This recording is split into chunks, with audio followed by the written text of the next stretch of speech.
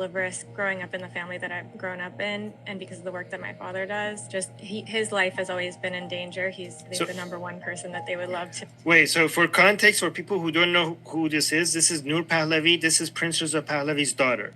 So she is the crown princess. She is the heir to the throne. So guys, after like I don't know how many thousands of years, Iran will finally have. She's literally going to be the second official empress of Iran because we did have one queen of Persia like 2,000 years ago. I forget who it was, but we did have one. So she's going to be the second queen of Iran, and we're so excited. We love her. So she's, and by the way, her name Noor, it means light. So she's like we call her the light of Iran. Yeah, and also this gives new meaning to when Farah Pahlavi, her grandmother, said Noor bar tariki piruz. It also refers to her, which means when light overcomes darkness. Her name is Noor. Her name is light. Okay, so guys, she is next in line to become after Princess of Pahlavi. She is going to be the next monarch after her father, Princess of Pahlavi, the ruler of Iran. So, the ruler of Iran, yes. So guys, imagine going after the Islamic Republic with the mullahs ruling over Iran. We go to a country where a woman is the head of the country. And Armin, there's no other country in the Middle East where like aside from Israel, where like a woman. All right, you two, stand straight and listen up. You know the attention it deserves. I think that's very important to me, is keeping their voice alive and making sure that it's heard on this side of the world. In the future, we've worked a lot on the Iran Prosperity Project, which is a roadmap to hit the ground running. By the way, she was responsible for part of it, the medical part of it. So she was involved in the Iran Prosperity Project because of her background in medicine. And making sure that it's heard on this side of the world. In the future, we've worked a lot on the Iran Prosperity Project, which is a roadmap to hit the ground running should the regime fall, so that it doesn't open a void for chaos. That to me has been an extremely interesting process. Every Iranian is almost like a founder of this new nation. Quality, dignity, justice all thrive.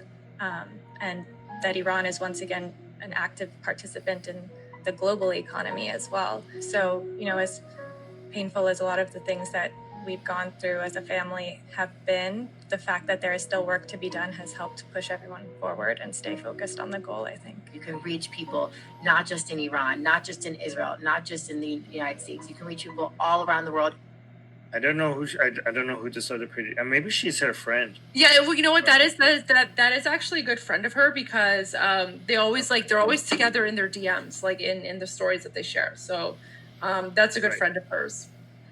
Okay. Let me see. I wanted to. I don't know if you.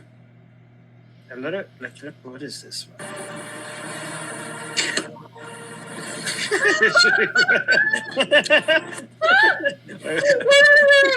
Wait. Let me start. Okay. You have to warn me. Okay, Arvin, you can't throw something like that at me. Okay, sorry. Wait, let me make it smaller here. Come on. You can't just. Guys, I'm telling you, there's so much there's so many AI memes out there right now. You guys have no idea. Yeah. Arvin, give me some warning at least so I don't start laughing like a maniac. I was not expecting that one. Okay, let's see it again. Ready? Okay.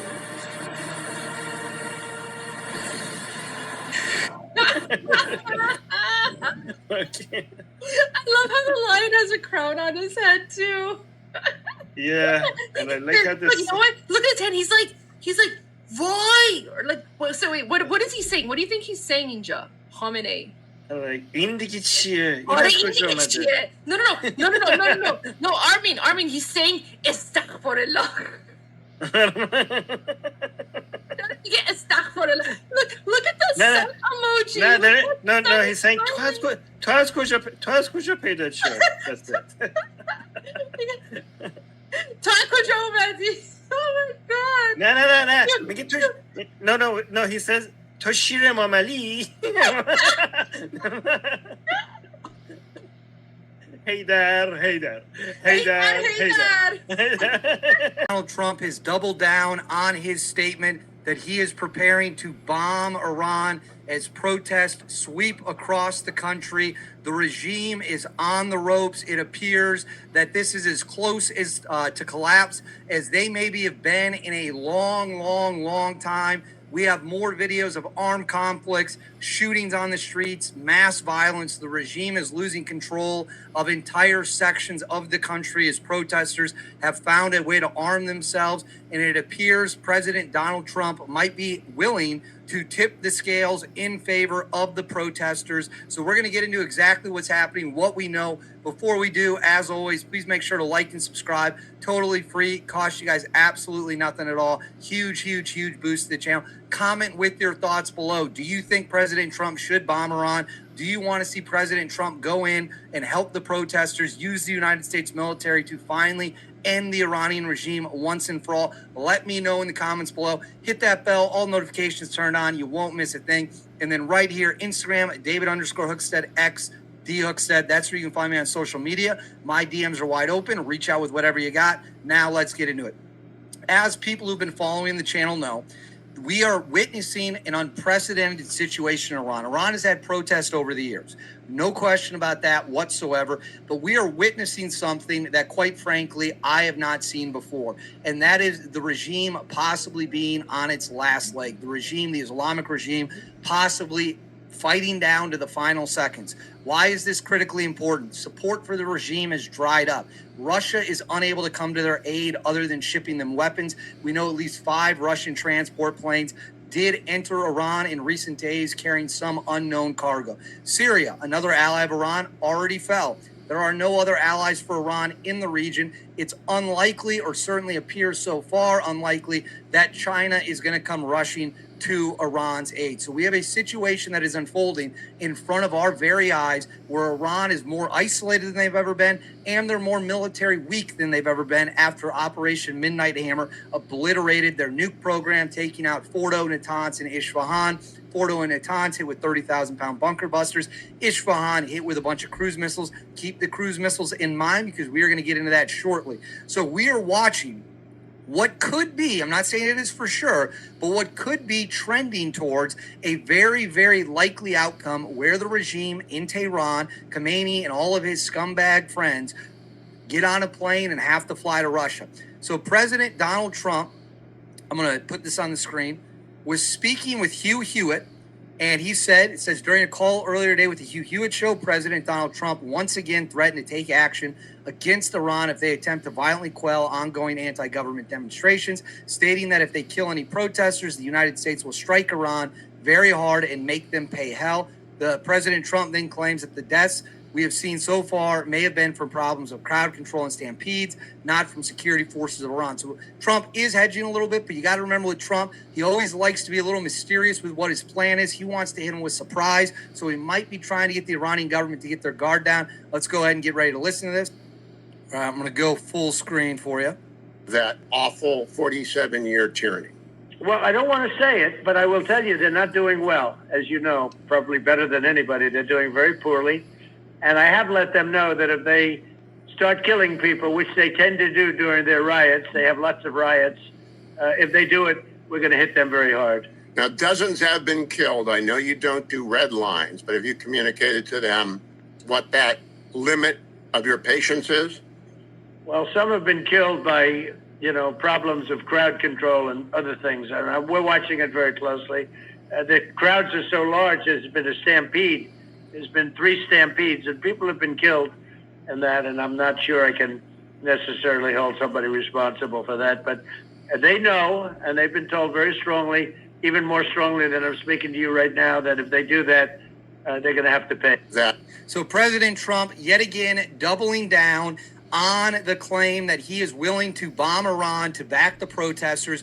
if they unleash, and it now appears, and we're going to get into the footage here shortly, that we have reached that breaking point. And it is also important to keep in mind, we keep strike packages on alert at all times. Shooting that took place in Minneapolis on Wednesday.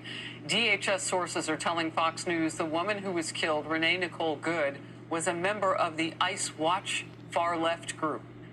And we have learned this is Minnesota braces for more protesting, or as I like to call it, potential agitation and criminal behavior among some. Alexis McAdams is in Minneapolis. Alexis. Harris, we're just going to have to see what happens here on the ground. Yesterday, some of those protesters at the federal building spit on agents. They were taken into custody. They tried to jump on their cars. It didn't work. They still went out there and did those ongoing ICE operations. It comes as the feds say the shooting was self-defense. But when you talk to the local mayor here in Minneapolis or other local officials and those protesters, they say it was murder. Watch. I mean, the ICE agent walked away with a hip injury that he might as well have gotten from closing a refrigerator door with his hips. He was not injured. I've seen worse injuries from doing that. And so give me a break. No, he was not ran over. He walked out of there with a hop in his step. But DHS says this woman, Renee Nicole Good, did hit the agent with her SUV. And there are so many different angles when you look at all of it on the ground. They say that this agent opened fire in self-defense, and sources tell Fox she was a trained immigration activist. So it's something we've seen in other cities as I've gone out with ICE agents. This was part of a group, though, called ICE Watch. They work with groups that monitor, they track, they interfere, and they're really against any type of federal immigration enforcement. They do everything they can to stop it. This video obtained by the Daily Mail shows Good was blocking the street for at least 4 minutes. So you can see her SUV there. That's when the ICE agents were trying to get around it. 4 minutes, they say, before the shots were fired. Her wife was filming as she tried to stop an operation. This individual, the subject in question, the deceased, had been following our law enforcement throughout the day, stalking them. She started blocking our law enforcement, harassing them, impeding lawful operations on the ground. And protests have erupted here on the ground. We saw it yesterday. We'll probably see it again today. These people were jumping on the car. I really think this guy thought he was going to stop that, that car, I guess, from going out. It didn't happen. Another guy actually broke off a side view mirror. So this got a little out of control. One man spat on an agent, too. And the feds are looking into these groups and these protesters to see who is funding and training some of these people. Back out here live, I can tell you, it's not just Minneapolis. We've seen those type of groups, Harris, across the country and other states as well. We have this RAM up right now, this live look where you can see what's happening at the federal building. If we want to pull that up too, if we have it. But basically, they have some protesters out there that are gathering, and the investigation continues. But just one more point I want to make, just when we're talking about these people that are doxing ICE agents or whatever, even just having a rental SUV, Harris, here in Minneapolis, before the shooting happened, I had people coming up to me and asking me for paperwork and asking me if I was with ICE because I'm in an SUV. So people here are trying to, figure out what's going on, and they're trying to track all of that ICE activity. So we'll keep an eye on it. Look, I don't want to put too fine a point on it, because when we draw attention to ourselves in these incidents, it can get dicey because people want to put us in the middle. But that's unbelievable, the vigilantism that's going on. That's not okay. That's not okay. But I'm glad you told us. We're aware of it now. Stay safe. Thank you. Before I go on with that, Donna, I just have to come to you. That's legally not okay. Yeah. Not only is it legally not okay, but you have hotel workers giving names of these agents out, people that are staying in town. You're passing them out to these people that are out there protesting. I mean, this is crazy. I keep watching this thinking, why is there no accountability for this unlawful action? What's happening? Now, normally, the local police would come in and make arrests when people are doing this. They're not doing it. Remember when the truckers were in Canada? What happened to those truckers? They were protesting. What happened? Their bank accounts were frozen. But nothing's happening to any of the people here. It's really something. We really need to get to the bottom of these groups that are funding this, because this is totally unacceptable. I will also say, though, it looks like there's only a few hundred people out there max So I think we need to realize too, this is getting such attention, but Right. maybe the vast majority of people are not as against this as this small that's section interesting. of society. So I think that's something to think about too. Yeah, that's a good point. Let's go to